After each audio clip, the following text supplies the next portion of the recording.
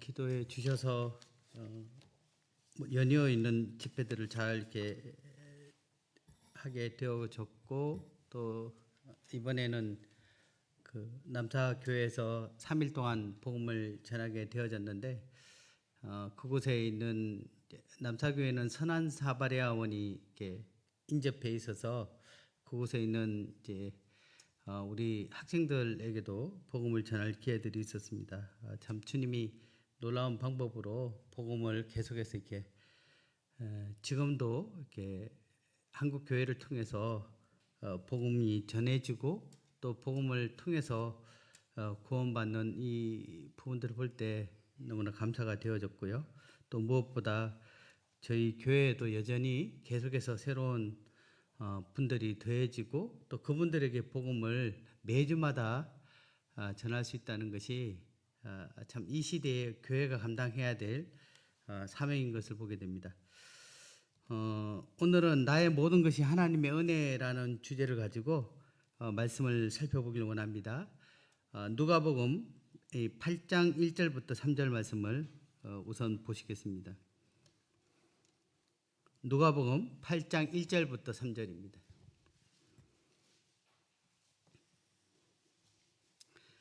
저와 교독으로 함께 읽어보겠습니다. 8장 1절입니다. 그 후에 예수께서 각 성과 마을에 두루 다니시며 하나님의 나라를 선포하시며 그 복음을 전하실새 12 제자가 함께 하였고,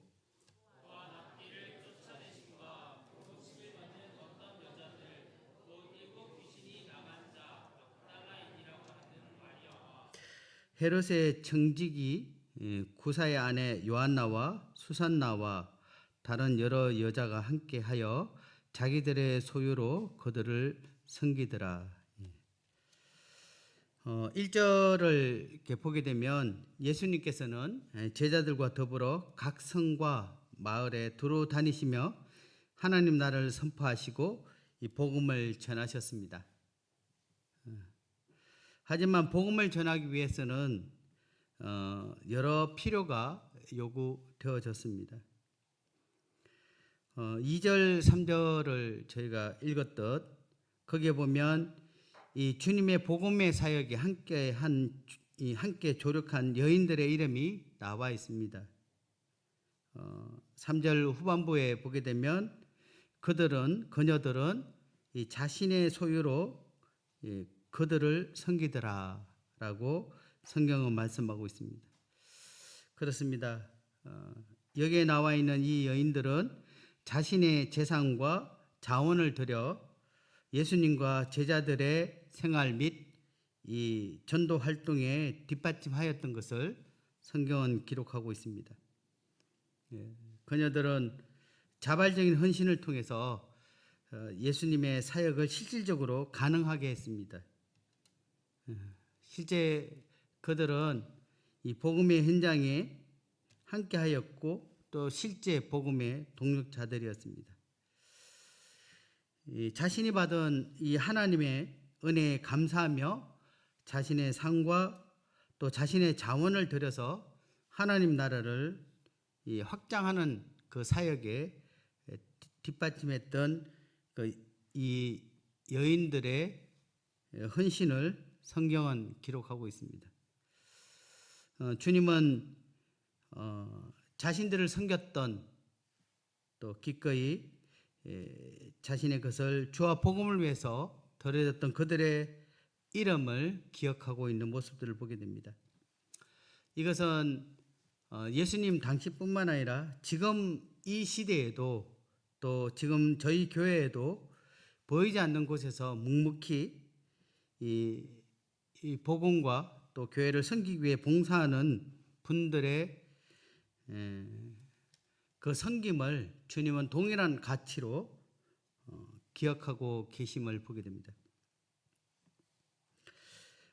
제가 이번에 남사교회에 가게 되면서 자연스럽게 이제 남사 인근의 교회에 이렇게 여러 소식들을 이렇게 듣게 되면서 요즘 좀 분위기가 우리와 조금 다른 부분들은 뭐냐면 그 교회 예찬이나 이런 섬김이 전적으로 교회가 그것을 좀 부담했으면 좋겠다 또는 부담하고 있는 그 모습들을 보면서 참 물론 지역교회 여러 상황에 따라 달라지지만 참 저희 교회도 참 주님이 참 자매님들의 그런 헌신적 사항들이 이루어졌기에 참 큰 어쨌든 교회적 부담은 좀 적구나 이런 생각이 들었습니다.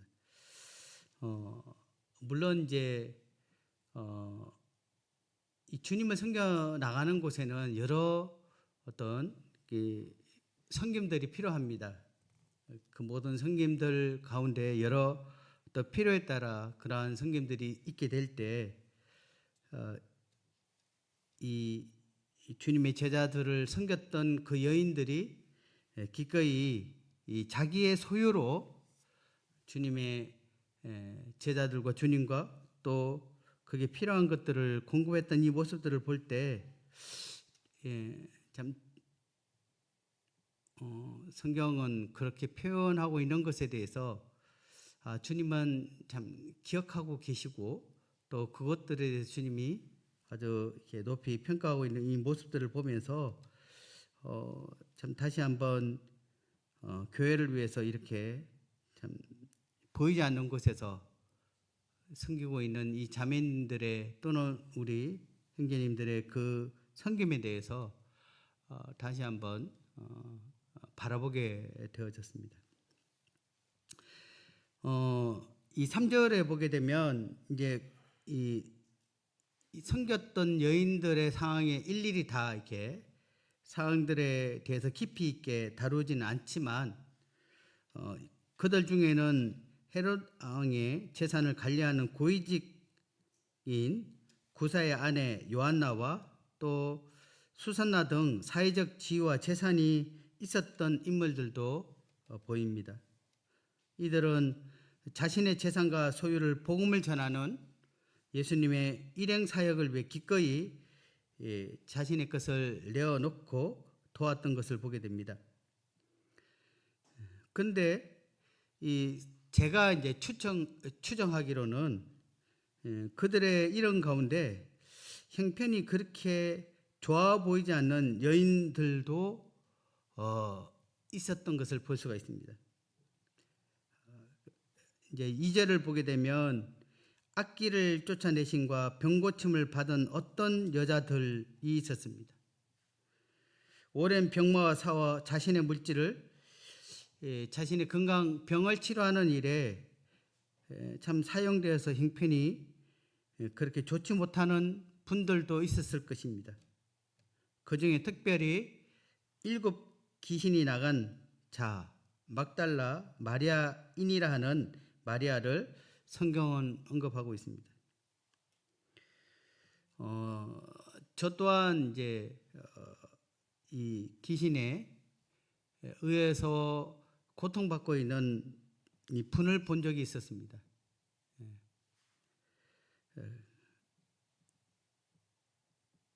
아마 막달라 마리아 또한 귀신에 의해 늘 고통을 받으며 일상생활이 참 불가능한 그러한 여인이었을 것입니다. 정신적인 생활도 쉽지 않았고 또 그것도 한 귀신이 아니라 7 귀신에 시달렸다라고 한다면 어느 것도 아무것도 할 수 없었을 것이라고 생각됩니다. 좀 더 심하면 살았다고 말하지만 사는 것이 아닌 심각한 영적 괴로움을 겪었을 것이고 말할 수 없는 육체적 고통 또한 가지고 있었을 것입니다. 뭐 직업 전선이나 아니면 일상적인 어떤 그러한 부분들의 생활이 쉽지 않는 그런 상황이었던 여인이 주님을 만남으로 이 자신을 괴롭혔던 그 일곱 귀신을 내어 쫓아 주심으로 이 온전한 영적 자유함을 얻었고 육체의 고통에서 벗어나 사람다운 삶을 주님을 만남으로 그녀는 살게 되어졌습니다. 비록 여러 형편들로 굉장히 어려웠겠지만 그녀는 이 자신이 받은 그 은혜에 감사하며 예수님을 섬기는 길에 기꺼이 동참했던 것을 볼 수가 있습니다. 그리고 자신의 가진 물질과 시간을 들여 하나님 나라에 확장하는 일에 기꺼이 헌신했을 것입니다. 또 헌신하고 있는 모습들을 성경을 통해 볼 수가 있습니다. 주님의 은혜에 대한 감사 또는 주님을 향한 그 사랑, 그녀는 말로만 그치는 것이 아니라 이 삶을 통해서 헌신을 통해서 실천했던 모습들을 볼 수가 있습니다. 우리가 예수님의 비유 중 1만 달란트 빚진 자에 대한 것과 100데나리온 빚진 자에 대해서 이야기하면서 더 많이 탕감받은 자가 더 많이 사랑하지 않겠느냐라고 했던 것처럼 그녀는 갚을 수 없는 하나님의 그 놀라우신 그 은혜에 대해서 기꺼이 자신의 삶을 통해 자신의 것으로 드려졌던 모습들을 이렇게 보게 됩니다. 물론 경제적 여유가 있어서 드려지는 사람은 그 가치가 부족하다라는 의미는 아닙니다. 비록 그러한 어려운 가운데 있어도 기꺼이 주님의 나라와 주님의 종을 섬겼던 여인들의 삶을 주님은 기억하고 있고 또한 또 자신의 형편에 따라서 기꺼이 드려졌던 또 부유한 여인의 그 헌신 또한 하나님은 가치 있게 기억하고 계시는 모습들을 보게 됩니다. 여기에 이 말씀을 통해서 정말 하나님은 기억하고 계시다라는 것들을 우리는 기억할 수 있으면 좋겠습니다. 우리의 섬김 또 우리가 주님 앞에 어떠한 태도로 이렇게 헌신하고 있는지를 주님은 잘 알고 계십니다. 여기서 잠깐 이렇게 막달라 마리아에 대해서 이렇게 보게 되면 이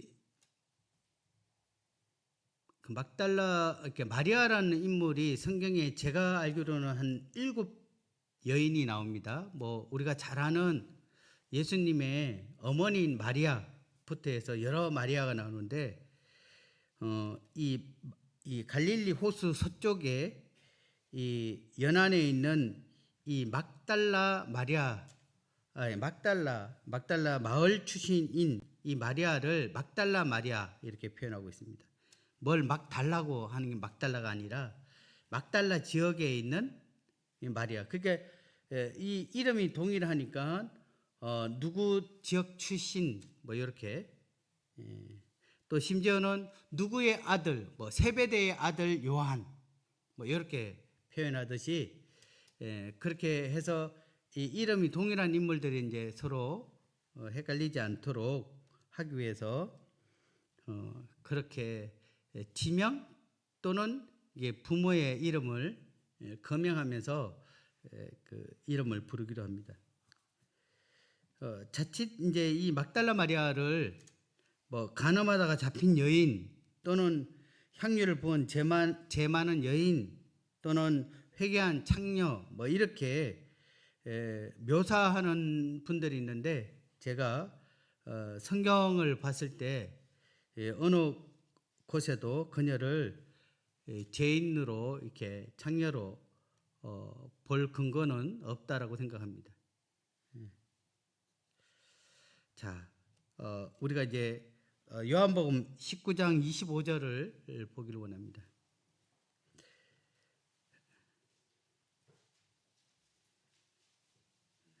우리가 이 막달라 마리아에 대해서 주님이 우리의 이 시간 우리에게 주신 교훈들을 조금 더 깊이 있게 좀 살펴보기를 원합니다. 요한복음 19장 25절 같이 읽어보겠습니다. 자, 예수의 십자가가 시작. 예수의 십자가가 곁에는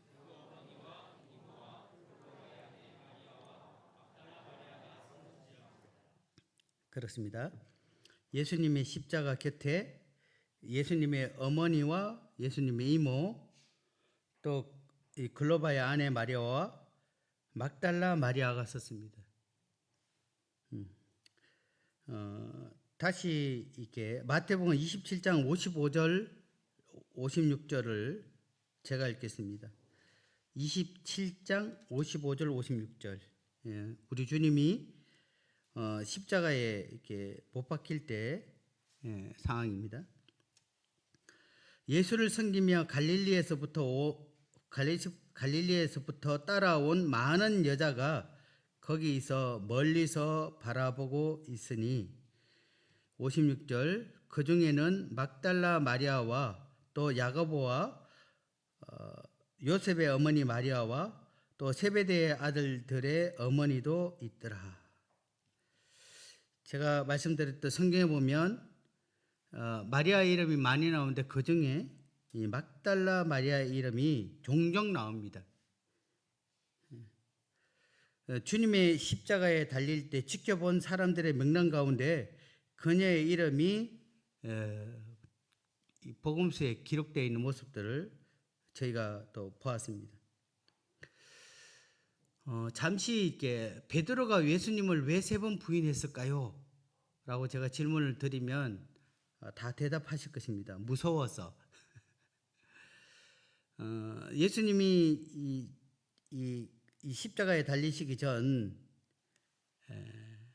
베드로에게 이야기한 대로 다굴기 전에 3번 예수님을 부인했던 이유는 예수님과 함께 있으면 예수님과 같은 또는 예수님의 잔당으로 감옥에 갇히거나 큰 핍박을 당할 수 있다라는 것들을 그들은 알고 있었기에 모든 제자들이 두려워 도망쳤습니다.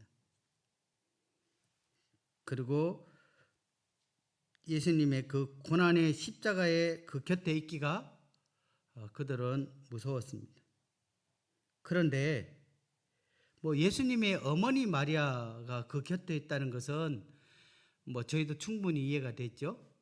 자식의 죽음 앞에 서 있는 그 어머니 또 믿음에 굳건하게 서 있는 그 어머니를 생각하면 하지만 이 막달라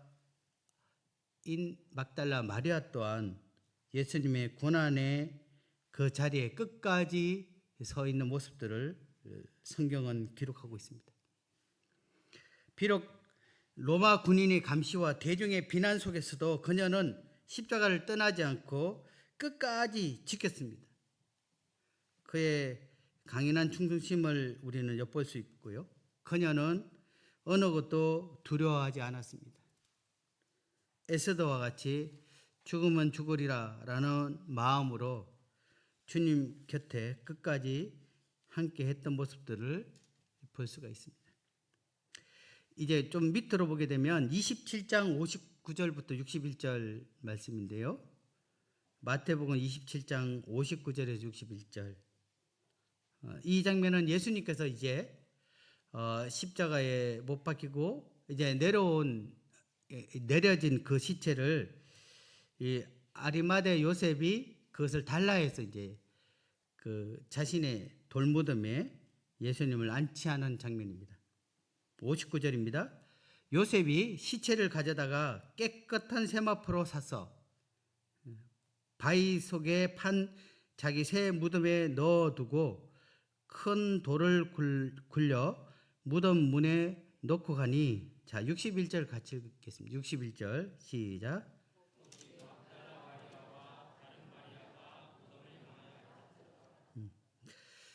아리마대 요셉이 자기 무덤에 예수님의 시체를 장사하고 있는 동안 이 막달라 마리아는 그곳을 향해 앉아 있었습니다. 61절에 앉았더라라는 것은 이제 헬라어의 현재 분사인데요. 그녀는 예수께서 무덤에 장사되고 있는 동안 계속해서 그곳에 머무르며 이를 지켜보고 있었던 것입니다.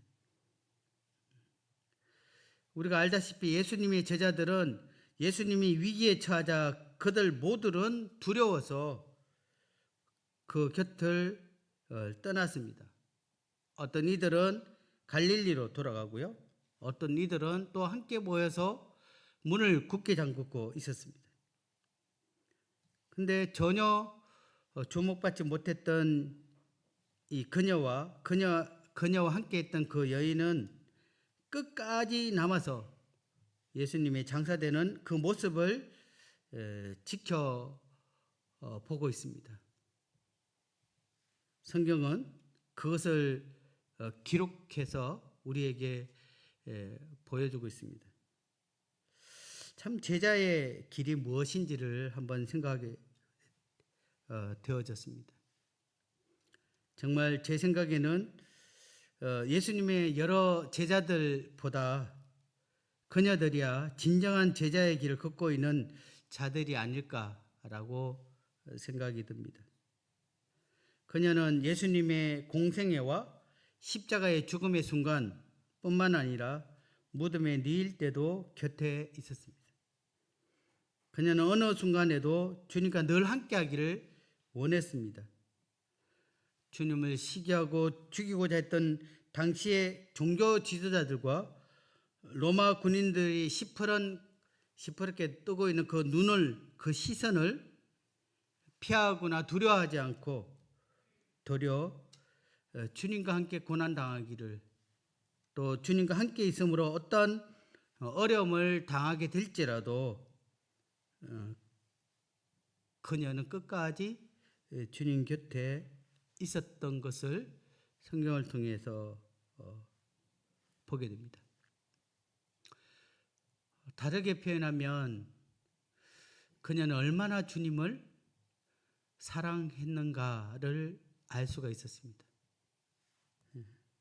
참 저 또한 너무나 부끄럽고 정말 이 막달라 마리아가 정말 주님을 이와 같이 참 사랑하고 있었는데 참 우리는 주님을 어떻게 제자들과 같이, 아니 제자들보다 더 못한 그러한 모습으로 살고 있지 않는가를 생각하게 되어졌습니다. 이제 마가복음 16장 9절을 보겠습니다. 마가복음 16장 9절에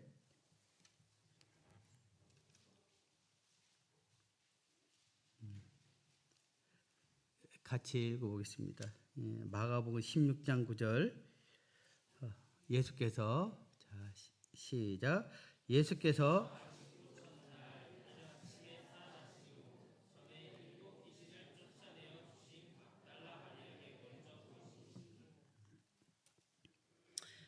성경의 복음서에는 이 대부분 이렇게 기록하고 있습니다. 막달라 마리아가 부활하신 예수님을 가장 먼저 만났거나 또는 빈 무덤을 발견한 첫 증인이었음을 기록하고 있습니다.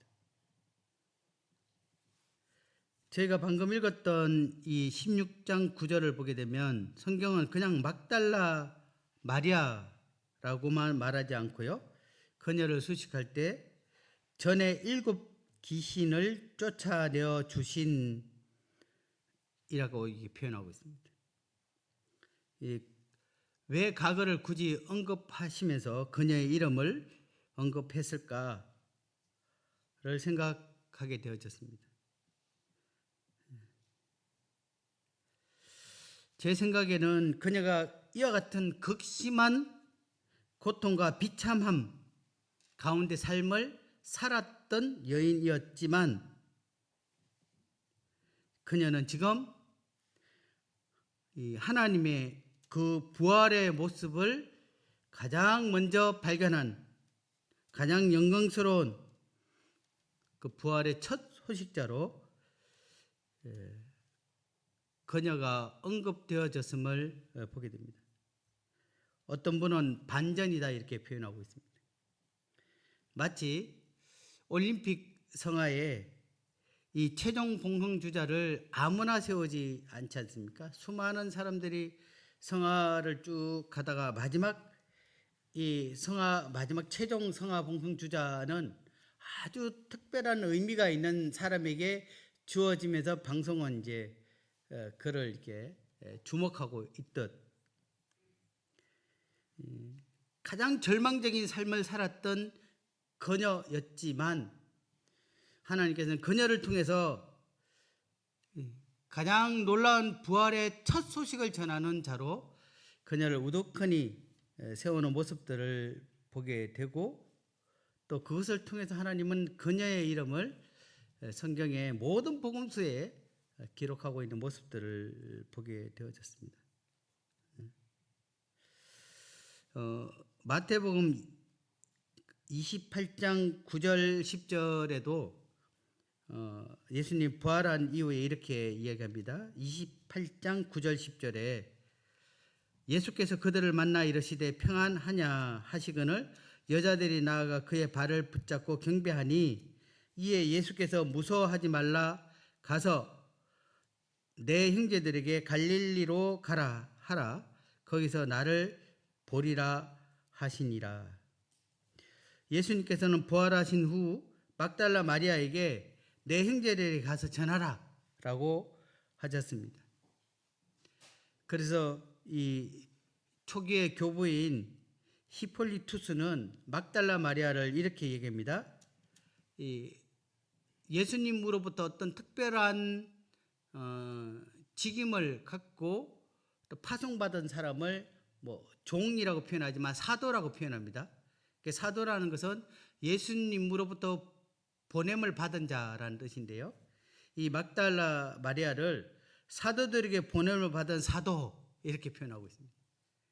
사도들보다 위에라는 의미보다는 사도들에게 예수님의 그 말씀을 전하도록 그에게 또한 그를 부르셨다 해서 아포스 톨로룸, 아포스 톨라 이렇게 표현하고 있는데요, 이와 같이 예수님을 가장 먼저 만났고 또 예수님이 제자들에게 전할 그 메시지를 제자들에게 전달하는 전달자로서의 그 사명을 그녀는 얻게 되어졌습니다. 이제 말씀을 읽고 이제 정리를 하고자 하는데요, 요한복음 20장 18절입니다. 우리가 이 복음서를 통해서 이 막달라 마리아에 대해서 제가 좀 살펴보고 있는데요, 20장 18절 한 절만 보고 말씀을 어느 정도 정리하겠습니다. 마지막 절이니까 같이 한번 읽어보시겠습니다. 20장 18절 시작. 막달라 마리아가 가서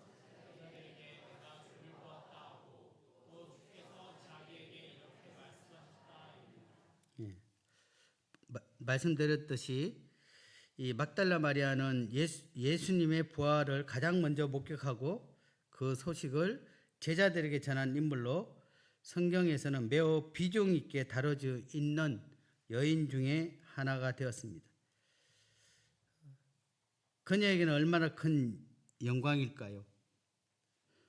자신을 만나 주신 주님, 함께 복음의 사역에 섬길 수 있었던 은혜, 또 십자가 고난의 자리에 함께 앉아 있을 수 있는 담대함을 주신 그 하나님, 그리고 이 부활의 주님을 가장 먼저 만날 수 있었고 전할 수 있는 특별한 사명에 그녀는 감사했을 것이라고 생각합니다. 저 또한 이 말씀을 묵상하면서 참 저와 같이 아무 쓸모없는 저를 구원해 주셔서 이와 같이 주님의 복음의 사역에 함께 할 수 있는 은혜를 제게 베풀어 주셨음을 기억할 때 감사가 되어졌습니다.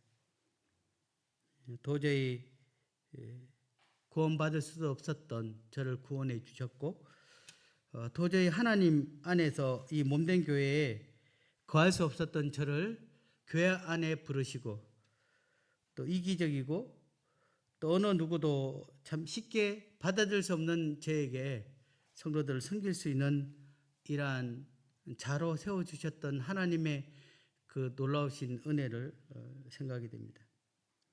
이 바울이 이 고린도서에 내가 나 된 것은 하나님의 은혜로 된 것이니 내가 한 것이 아니요 오직 나와 함께 하신 하나님의 은혜로다라고 한 것처럼 주님 또한 제게 그렇게 행하셨던 것을 보게 되고 또 그 베푸신 은혜에 감사가 됐습니다. 이제 말씀을 정리하고자 합니다. 이 막달라 마리아와 같이 이 귀신의 또 이 고통 가운데 있었던 것처럼 죄악의 고통받았던 저희들을 우리 주님께서 찾아와 주셔서 참된 진리의 복음을 저희가 듣게 되고 구원해 주셔서 주님의 몸된 교회에 함께 지체로 섬길 수 있는 이 놀라운 은혜를 우리에게 허락해 주셨습니다.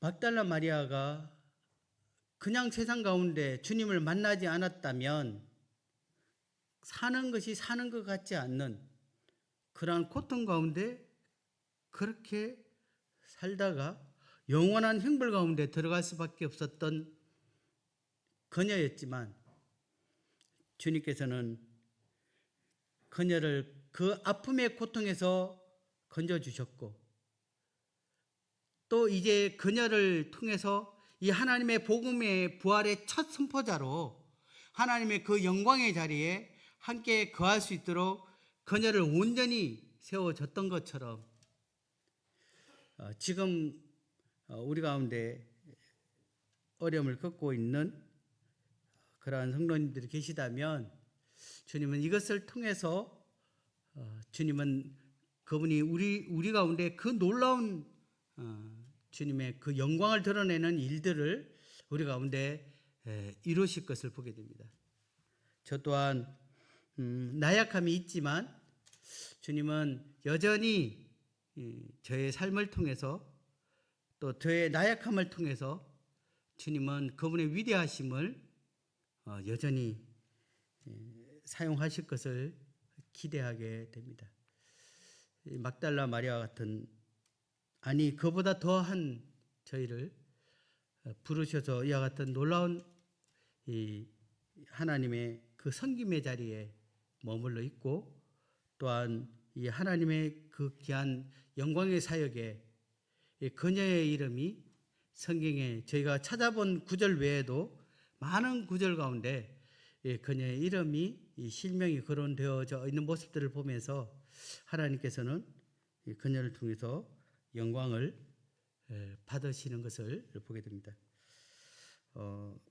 여러 기도의 제목 이 시간 이후에 여러 기도의 제목을 두고 기도하겠지만 특별히 질병으로 고통받는 성도들을 기억해 주시고 하나님께서 그 질병에서 건져 주시는 것에 끝나는 것이 아니라 이와 같이 하나님의 놀라우신 그 영광을 드러내는 그 삶에 우리가 함께 하나님께 들어서실 수 있도록 기도하고 기대하고 우리가 함께 기다릴 수 있었으면 좋겠습니다. 그래서 고통받는 성도들을 위해서 함께 기도해 주시고 또 더불어 교회의 안전과 또 교회의 정말 하나님의 이 놀라우신 그 은혜가 교회 가운데 계속해서